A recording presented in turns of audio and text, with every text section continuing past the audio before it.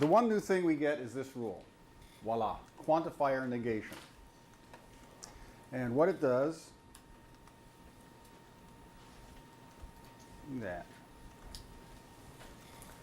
simply allows you to maneuver around with the negation symbol, such that if you see a line that says not all x, any sentence at all p, you can simply say that means that there exists at least one thing that's not that. If it's not, the logic is if it's not the case that p holds for all x, that means that there's at least one that it doesn't hold for.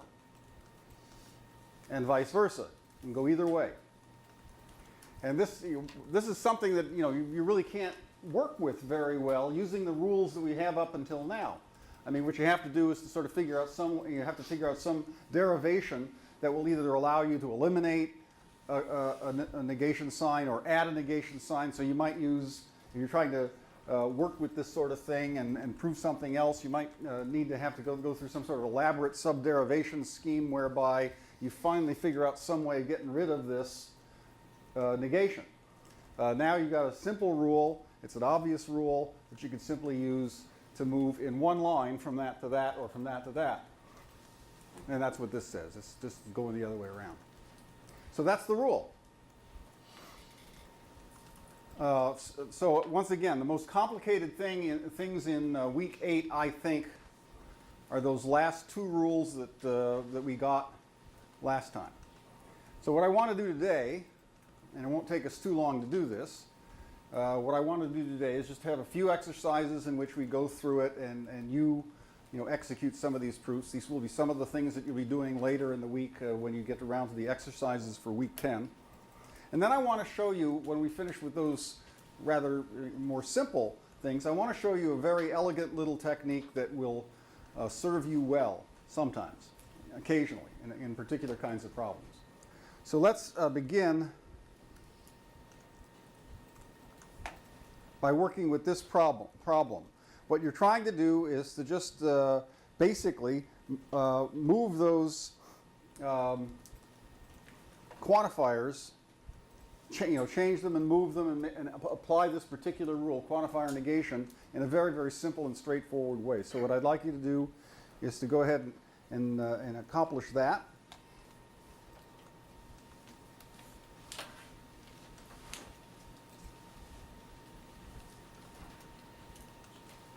Chris Fleming, what do we do on line 1? Or line 2, I'm sorry. I eliminated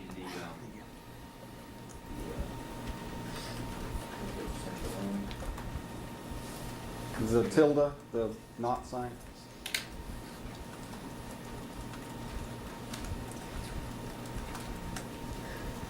can't remember the name of the quantifier. Pardon me? The name of the quantifier. Yeah, universal. The all, just any word was fine. Okay, so we're going to go from line 1 by quantifier negation. And so then what do we get out here at line 2? You get there exists an x and there exists a y for not LXY. We can move that tilde only once. And so the way that this goes is there exists an x such that not. In other words, once again, we go from not all x to exists x not. And so we are allowed to do that, and then we have to, the rest of it stays the same as it was. Okay? Everyone who didn't get that line as the first one, look at it and see what we did. Is there any question about this? Okay, then on line 2, I'll stick with the Chris's. Chris Fisher. Do quantifier negation on line 2. I'm sorry, 2, quantifier negation. And then what? Get there exists an x such that for all y not L of xy. So once again, now this is the thing we're doing. We have a not exists, not existential there on line 2. That means we can move to this, all x not. So we just move that tilde 1 over. We change the quantifier from existential to universal and move it over. Does everyone see the logic of how this should work? I mean, why it should be equivalent, why we should be allowed to do this. It's important that you understand the motivation here. I mean, if it's not the case that all xp, then that means that there is at least one, maybe more, but there's at least one that's not.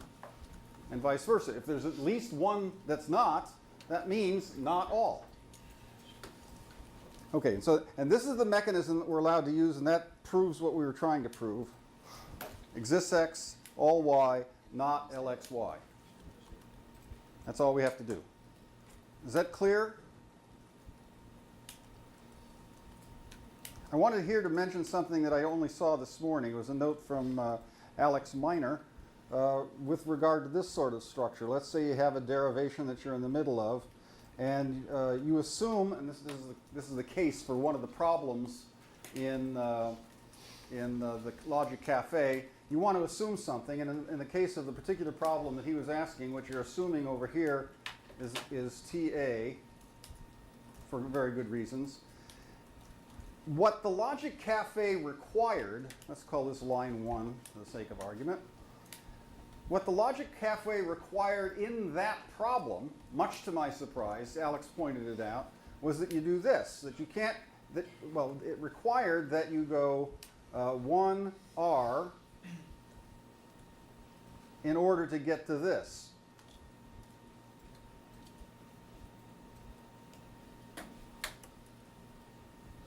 And Alex observed, quite rightly, whoa, that's a little excessive even for the Logic Cafe. That's awfully redundant.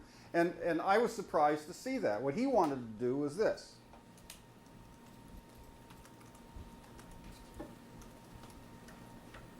If we've got this in a line, he wanted to be able to go immediately from 1 to 1 by this.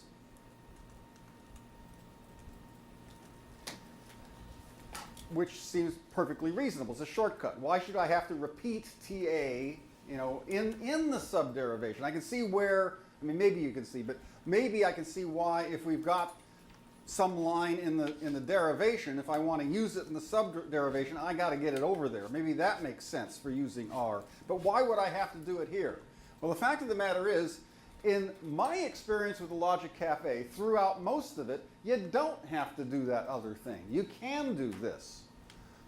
So if you're in a subderivation, what you want to do is by horseshoe implication, if you want to just sort of get this line for some reason or another, you should be allowed to do that. In that particular problem, I went back, I found it, you didn't label it properly. You gave me the wrong, you misdirected me, but I finally found it by, the other clue you gave was you said it's in the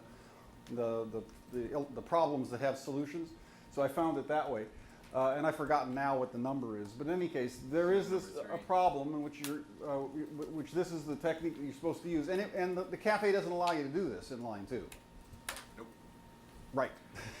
So in that problem, it may want you to do a reiteration over here. And I don't know why. Maybe it's because it's one of the first times it comes up, and sometimes Halpin, when he wrote the Logic Cafe software, he didn't allow things at first that he allowed later. He wanted to make sure people understood what they were doing.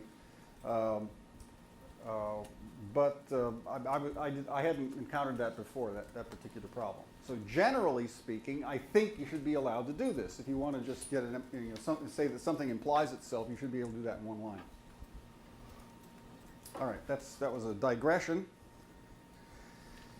Let us go to another problem.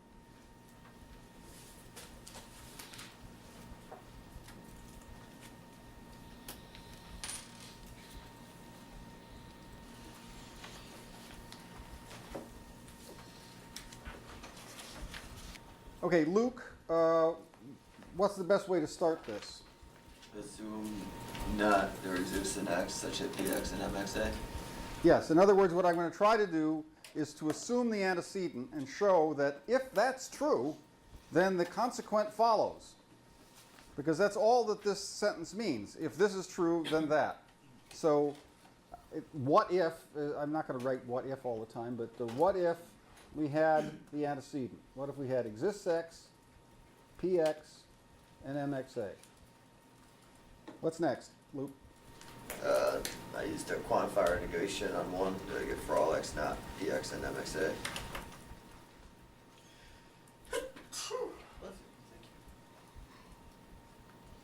And then? De Morgan's on two for all X not PX or not MXA.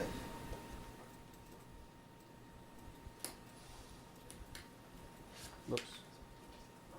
And then next? I used commutativity to switch the PX and the MXA.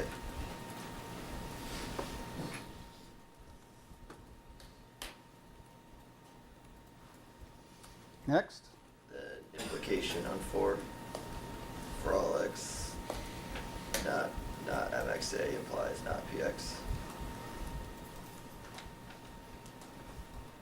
Is this what you said? Yeah. Okay, so now notice we've got the consequent, which is what we wanted to get. So what's the last step? 1 through 5 horseshoe introduction.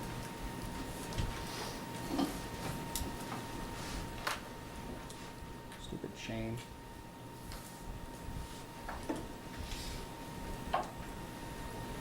Done. Now, those who are having trouble with this, and there are a couple of you, do you have any questions at all about what we did? I mean, the whole point was we were trying to prove out of thin air, so to speak, we were trying to prove the line 9, and that its main connective is a horseshoe, and the best way to go about that is to assume the antecedent and show that the consequent follows. Then we use the quantifier negation, our new rule on the antecedent, and then the rest of it was stuff that we've done before. We never did break free of the universal quantifier. We didn't need to, because what we wanted to get was universally quantified. There was no reason at all to use universal elimination, for example, or anything elimination. We're just playing around with the formulas within a quantified statement, and that's perfectly legitimate with this rule. So again, if there, those of you who are having trouble with the problem, I mean, do you see it now? Or are there any questions?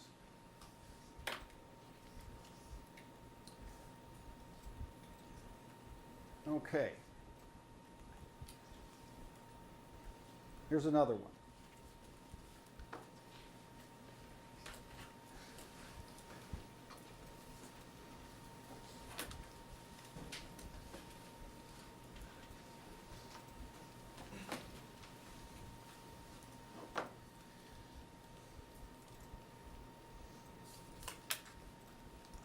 Mark, what did you do first? This is actually the one I had problems with on the quiz. It seemed easy This in the what- Logic Cafe, Oh, wait a minute, but all right. I forgot how to unpack something and switch it when I got to class. Okay, so you want to pass it to somebody else? Yeah. Okay. Kev, I did quantifier negation on line 1 to get there exists an x such that not there exists a y such that not fxy. and And then I did quantifier negation on line 2 to get there exists an x for all y not fxy. Then I did double negation on line 3 to get exists an x exists an x for all y fxy. and now we can see what the shape of the problem is. Down at the bottom, what we're trying to do is to show, we just flip those two quantifiers around, and that's the whole objective of the problem. And it might seem to you that you should be able to do that in one step, but that's not something you can rely on. The order of the quantifiers is not always indifferent. So when is it not? Because of all the examples. I can't list the examples in which it's not, but you will encounter them, I think, in the Logic Cafe. So I assumed for all y fay. And what are you aiming at existential elimination. Right, an existential elimination. So what you do is, you're saying, all right, this sentence, line number 4, says that there is an x such that all the rest of it. So look, I don't know what x that is. I have no idea which one it is, but there is one. So I'm going to give it a name so that I can begin to break out some of the rest of the logic in this thing. So give it a name A. This is just an illustrative example, in the words of the Logic Cafe. Let's say the one that the existential quantifier refers to, let's say it's A. Then we know that for all y, f(a) y. And part of the reason for bringing it out here in a subderivation is you're saying, don't take this seriously. I'm just assuming something for a minute. I'm going to come back and get rid of this assumption. But in order to sort of understand the internal logic of the rest of the formula, I'm going to assume that the thing that the existential quantifier refers to is A. Go on. Line 6. Okay, then I did on line 5 a universal elimination. I got FAB.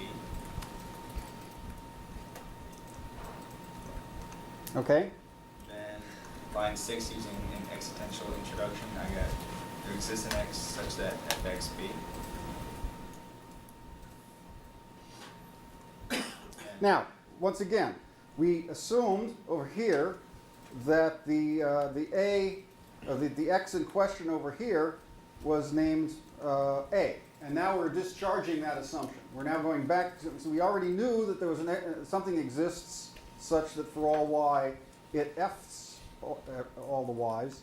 Now we're just going back to being arbitrary about it. There exists an x such that fxb, and then from line 7.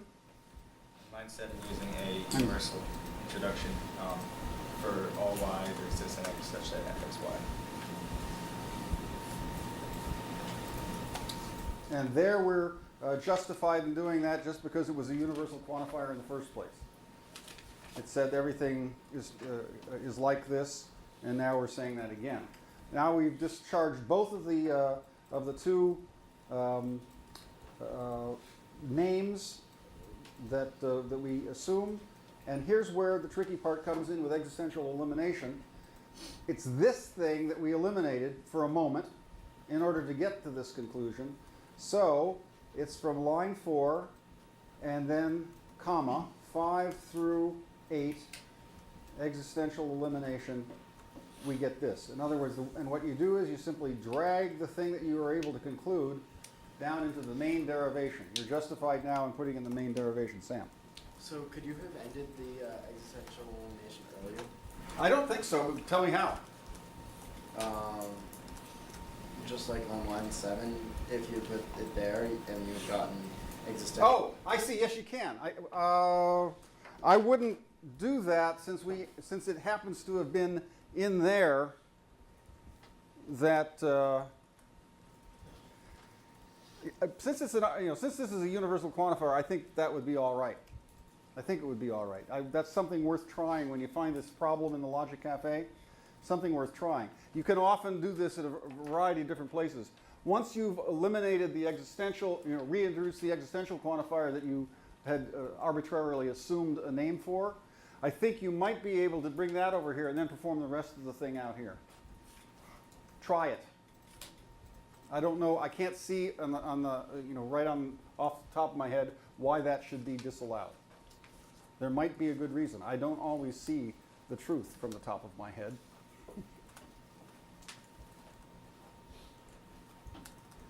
But the rest of you see that? That once I've done away with the arbitrary assumption that I made here, then it seems reasonable that I could at that point discharge. Could you have discharged it on line 7 too? Well, isn't that what you were asking? I'm sorry. Well, I asked if you could bring it back on line 8. I think you could bring this back. But since what you want is this, why not wait? Well, I'm just curious because that's how I did it. But Yeah.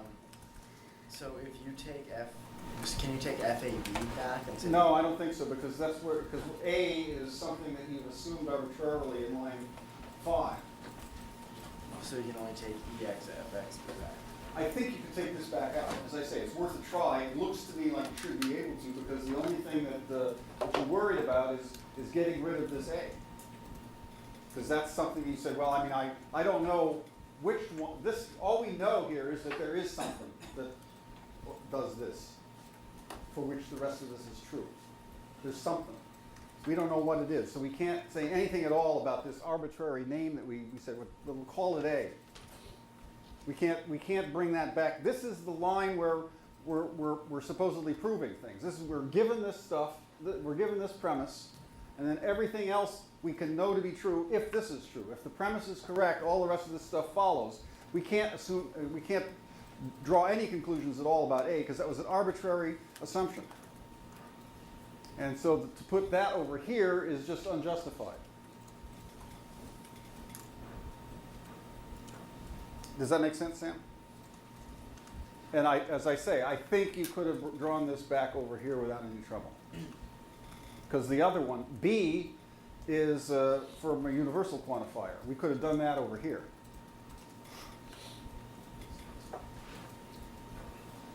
And the only scruple that I can imagine the Logic Cafe or anybody else might have is just that, you know, those rules are stated in a very clear way. They say that, you know, you can't use any information about a variable that was that came up in an undischarged subderivation. And if you haven't discharged the thing that came up over here, it might say, no, you can't do it. So I mean, I would try that. Try it out. Any other questions? All right, I want to, rather than do another one of those, let me get to the other thing I wanted to do today.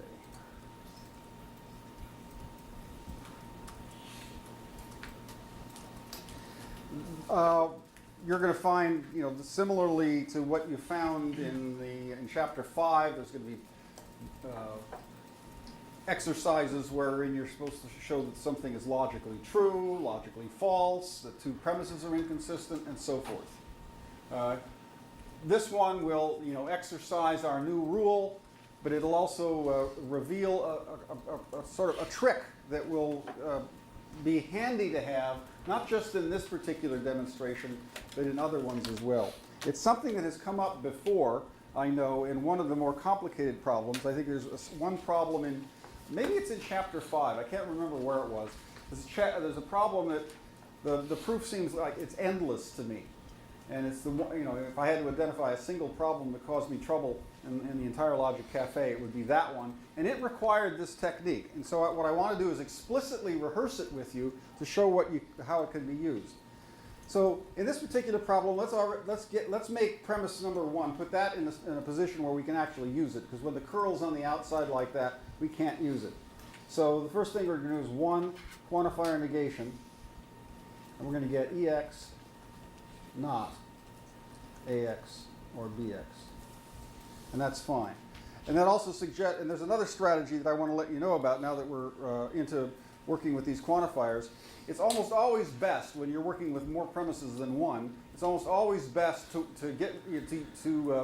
try to use existential elimination first, to work on the premise that has the existential quantifier. Because what you can do if you proceed in that particular manner is then you'll be able to use any universally quantified premises you have, like number 2. You'll be able to use them with the same variable if you want to. I don't think we will in this case, but if you need to or want to, you'll be able to use the same variable that you used in the first place in your subderivation.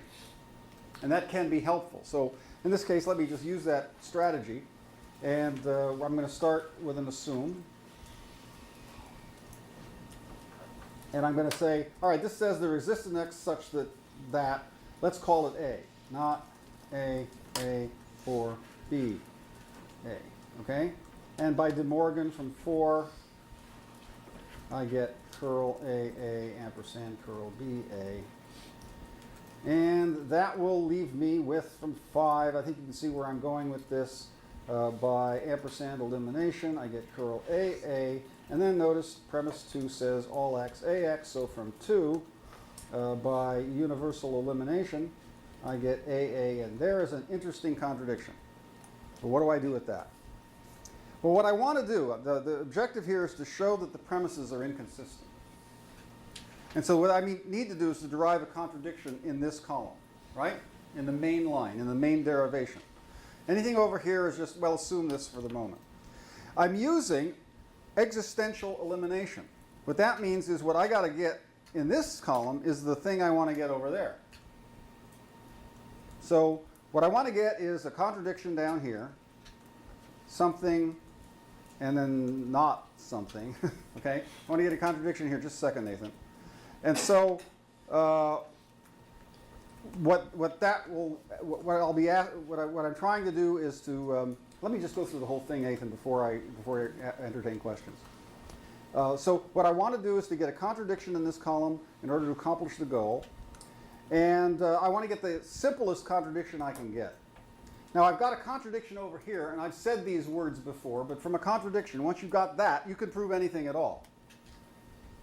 So in particular, I can prove something, since what I want to do is to get a contradiction to the premises, I could prove, if I want to, not all x, ax. I could prove that. And if I could prove that here, because this is where I have my contradiction, then, because I'm using existential elimination, I could bring that over here. So here's my idea. My idea is, it says in 2 all x ax. Let's say I try and prove not all x ax. So let's assume on line 8, let's assume this is true. We already have it, but I don't want to just bring it down by r. I want to use a subderivation. Let's say this is true. Well, then from 6 by r, I get not a, AA, and from 7 by r, I get AA. So I can go, in 11, I can go from 8 through 10 by this rule. I can say on this line, I can only bring it back so far, not all x, ax. Do you see that? And since the rule the thing I'm operating on is an existential elimination, I've got what I want. I've got from 3, this is the existential quantifier that I've eliminated here. In this particular line, you can see the elimination, but it's only provisional, okay? So I've eliminated the existential quantifier, that one, and then the rest of it is 4 through 11 by existential elimination. What? I bring this over. Curl all x, ax. And since that contradicts 2, I've got what I'm looking for. It's a contradiction. Now, this is a very elegant thing to do. Sometimes you may wonder, well, what should I assume over here? What should I? Well, always, once again, concentrate on what your ultimate objective is. The ultimate objective here is to get a contradiction, so the simplest thing to do is to contradict one of the premises. I mean, you could get all kinds of contradictions over there, any one you want, but the very simplest one, the one that will preserve lines in the proof, is a direct contradiction of one of the premises. So assume one of the premises in this particular line. Show that that leads to a contradiction. How do you do that? Well, you just bring the contradiction over that you've already proven over here in this subderivation, and then you can do this particular move. Nathan first. For line 7, couldn't you have just done existential introduction? There exists an x for not a of x. Line 7. Right here, not there. So for line 7, instead of writing what you did, Yeah, exists x not ax. right, and then just include the subderivation there. So bring the existential over into the main one, Ex not ax, and then just go from, and then all x dot ax. yeah. Right. That's also that would show this particular little device that I wanted to reveal. But what Nathan points out is that there's you can get to the conclusion faster simply by, in this particular line, going ex not ax, since after all, by quantifier negation, that's the same thing as all x. Wait a minute. Ex not, is that right? I don't think that will work. then EX, not AX, then that's all X. No, No, then Yeah. not all X. Oh, what am I doing? Not all XAX. Oh, that's right. That's you gotta go the other way. Not all X. AX. Right. Yes. Correct. I got mixed up. Yep. That works too. And I just wrote over myself, making it totally bewildering. But does everybody see Nathan's other solution? Okay, well, what I wanted to show you was how you can make use of contradictions in subderivations to demonstrate anything you need to, finally. And if you're properly placed, for example, in this case, you were in the middle of an existential elimination. If you're properly placed, you can then draw whatever you prove in the subderivation back into the main derivation. So my overall advice is to pay close attention when the Logic Cafe speaks explicitly about strategy. It will seem repetitive because the strategies are basically the same as for sentence logic, but it's very useful. He suggests that you try things in certain orders because they're off, and I think that the reason for the order often is because of the varying degrees of power of the several techniques that you may be able to use, the several rules. Some of them are more powerful and quicker than others. You'll also have noticed by this time that a huge amount of doing these things involves pattern recognition. I mean, seeing how the premises relate to the conclusion. It's envisioning how am I going to go about this in the simplest possible way. I mean, what Nathan saw just now was a very elegant, quick proof of this that takes fewer steps than mine. This is always the objective. The shortest, quickest, cleanest solution to a problem that you can possibly manage. You don't want to go the long way around if you don't have to. In this particular case, the only reason I brought this problem in was to show you this particular business over here about how you can make use of contradictions in a positive way. Because we've got nothing when we got down here to the line AA in line 7, the way I originally had it. We've got nothing that we can use anymore. We could go AA and not AA and bring it back in here. But then we'd be told by the Logic Cafe and by any good logician, wait, that was an arbitrary assumption. You can't conclude anything over here about A. You could conclude not AA or BA. But that would not be using the existential. You would then be using a different rule, right? You would then be using, or you don't even have to do the not. You can just eliminate that. Use the negation elimination, and you get that. Any questions at all about this stuff? Okay, that's it. Oh, and have nice lives if I don't see it.